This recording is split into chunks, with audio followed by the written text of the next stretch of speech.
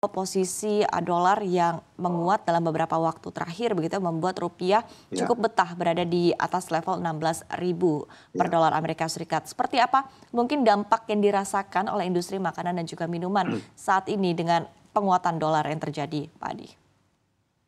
Oke, baik. Terima kasih, Mbak Iva. Jadi begini, industri makanan dan minuman memang salah satu industri yang bahan bakunya itu banyak yang masih impor. Kita masih banyak ketergantungan impor, sehingga banyak sekali tergantung dalam US dollar dalam transaksinya. Nah, inilah yang menyebabkan kita agak kesulitan di akhir-akhir ini dengan pelemahan rupiah ini. Sekarang masih bertahan di atas 16.200, 16.300. Dan tentunya ini kalau saya hitung dari tahun lalu itu sudah terdepresiasi sekitar 7%.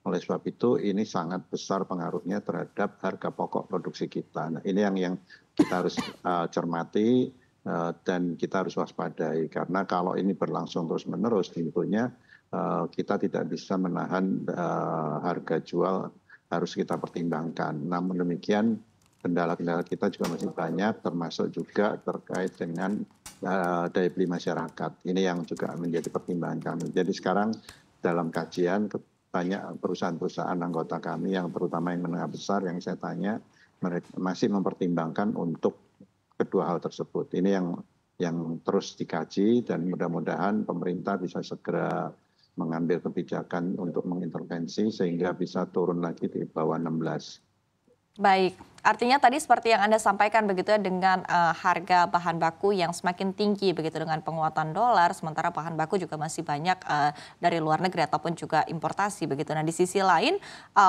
ini juga tentu akan berdampak kan, tadi Anda juga menyampaikan begitu bahwa untuk meningkatkan harga produk juga masih wait and see ya, masih melihat seperti apa kondisi kemampuan daya beli dari Benar, masyarakat begitu. Nah tapi akhirnya benar, benar. strategi yang diambil oleh para pelaku usaha seperti apa begitu agar tetap bisa menjaga margin yang ada, Pak Adi?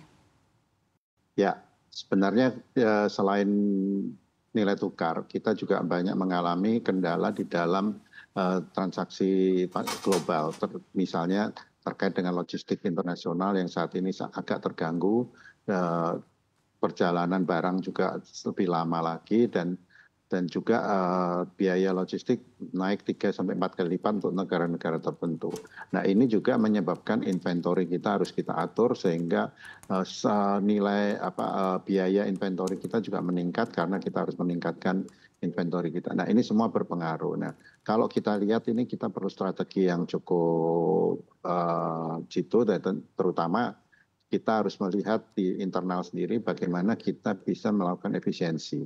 Efisiensi dalam hal proses, dalam hal stok dan lain sebagainya. Di samping itu kita juga harus mencari alternatif-alternatif bahan baku yang lebih bisa affordable atau terjangkau, baik dari beberapa negara alternatif kita harus cari seperti itu. Ini yang terus kita lakukan. Kan mau tidak mau kita harus juga melihat bagaimana melakukan reformulasi tapi tidak mengurangi mutu produk tersebut. Nah, ini yang terus kita upayakan dan di samping itu tentunya kita juga melihat kontrak-kontrak kita dengan para pemasok kita. Apakah kontrak ini bisa kita negosiasikan kembali untuk mendapatkan harga yang lebih baik lagi sehingga kita bisa lebih terjangkau di dalam negeri maupun lebih berdaya saing di pasar global. Karena ini kita juga menegosiasikan dengan para buyer kita di luar negeri karena buyer kita di luar negeri kebanyakan juga ingin harga-harga diturunkan karena mereka juga mengalami hal yang sama sehingga dampak kenaikan pelemahan rupiah ini bagi para eksportir juga tidak langsung menjadi keuntungan tapi juga menjadi kendala karena banyak buyer-buyer yang ingin menegosiasikan harga juga. Oleh Oke. sebab itu perlu upaya bersama bagaimana nilai tukar ini bisa dikendalikan.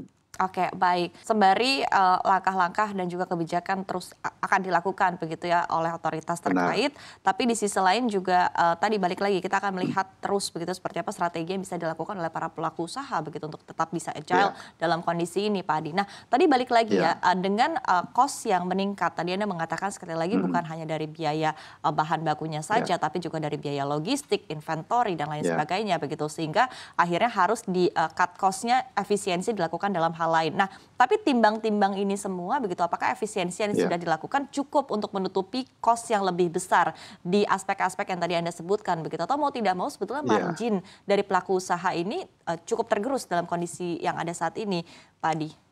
Ya, saya kira tidak memungkinkan atau tidak mencukupi karena kenaikan biaya-biaya itu lebih besar, sangat besar sekali. Sementara produk pangan olahan ini sangat price sensitif, sehingga kenaikan harga 1% atau 2% saja itu berpengaruh terhadap penjualan kita, berpengaruh terhadap daya beli masyarakat. Oleh sebab itu, mau tidak mau terpaksa harus menggerus margin, yang ini terus menjadi salah satu strategi dalam rangka kita ingin tetap mempertahankan tingkat produksi kita agar tidak lebih jelek lagi kondisinya seperti itu. Oke, baik. Nah, tadi Anda juga menyebutkan begitu ya bahwa salah satu langkah yang dilakukan adalah dengan upaya untuk mencari substitusi ya, baik tadi dari Ya, negara lain ataupun juga dari dalam negeri begitu. Sejauh ini untuk upaya tersebut seperti apa, Pak Adi?